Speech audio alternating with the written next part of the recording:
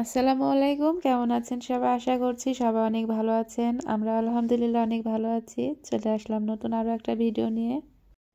তো এই যে আজকে আমাদের ঘরে সিলিং দেওয়া হচ্ছে, মিস্ত্রি চলে এসেছে, যার জন্য আমরা ঘরের ভিতরে জিনিসপত্র সব বাইরে বের করে ফেলেছি। ঘরের ভিতরে তেমন একটা জিনিসপত্র নেই, যেহেতু এখানে এখন থাকা হয় না। যখন একবারে থাকবো তখন জিনিসপত্র করবো ইনশাল্লাহ আস্তে আস্তে। আর এই যে দেখুন সিলিংয়ের ডিজাইনটা, এটা কিন্তু আমার পছন্দের। তো ডিজাইনটা কেমন হয়েছে অবশ্যই বলবেন। সিলিংটা এখন না দিলেও সমস্যা ছিল না, যেহেতু দেশের বাইরে থাকে। আরও যখন দেশের বাইরে থাকে তখন তো আমি বাবার বাড়িতে থাকি, এখানে দুজনের কেউ তো থাকা হয় না। তাই সিলিংটা এখন না দিলেও তেমন কোনো সমস্যা ছিল না। তবে সিলিংটা দেওয়াতে কিন্তু একটা উপকার আছে। টিনের নিচে যে ফাঁকাটা দেখতে পাচ্ছেন, ওই ফাঁকা দিয়ে অনেক ধুলাবালি আসে রুমের ভিতরে, একদম ভর্তি হয়ে যায়। তো সিলিংটা দেওয়ার পরে কিন্তু অনেকটা কম আসবে। তো আমাদের মোট 5টা রুম, তো 5টা রুমের মধ্যে 2টা রুমে আমরা সিলিং দিচ্ছি। একটা হচ্ছে আমাদের রুমে আর একটা আমার শ্বশুর শাশুড়ির রুমে।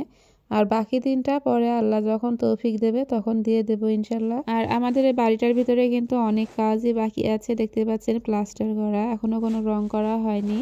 তো এগুলো হবে আস্তে আস্তে। এই যে আমাদের সিলিং এর কাজ কিন্তু প্রায় শেষ হয়ে এসেছে, আর অল্প একটু বাকি আছে। এখন কিন্তু আগের চাইতে অনেকটাই সুন্দর লাগছে দেখতে। যদি রুমটা রং করা হতো তাহলে কিন্তু আরো সুন্দর লাগতো। যাই হোক, একসঙ্গে তো সব কাজ করা সম্ভব না, হবে আস্তে আস্তে সবকিছুই হয়ে যাবে। যে দুজন সিলিং দিতে এসেছে ওনাদেরকে দুপুরে খেতে দিতে হবে। তো আমি রান্নাঘরে রান্না বান্না নিয়ে বিজি ছিলাম, আপনাদের ভাইয়া ছিল ওনাদের সঙ্গে।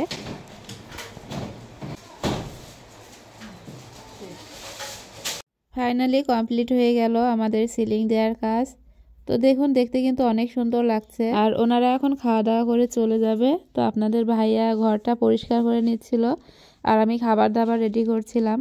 আমি বলছিলাম যে আপনাকে ঝাড়ু দিতে হবে না, আমি ঝাড়ু দিয়ে দিচ্ছি। তখনও বললো আমি ঝাড়ু দিচ্ছি, তুমি তাড়াতাড়ি করে খাবার দাবার রেডি করে ফেলো, তাহলে তাড়াতাড়ি ওনারা খেয়ে যেতে পারবে। কারণ অনেক বেলা হয়ে গেছে, বিকাল হয়ে গেছে সিলিং এর কাজ শেষ করতে করতে। ওর ঝাড়ু দেয়া দেখে কেউ আবার রাগ হয়ে যাবেন না, কারণ আমি কিন্তু ওকে বাধ্য করিনি, ও নিজের ইচ্ছায় ঘর ঝাড়ু দিচ্ছে। সবাই ভালো থাকবেন, আল্লাহ হাফেজ।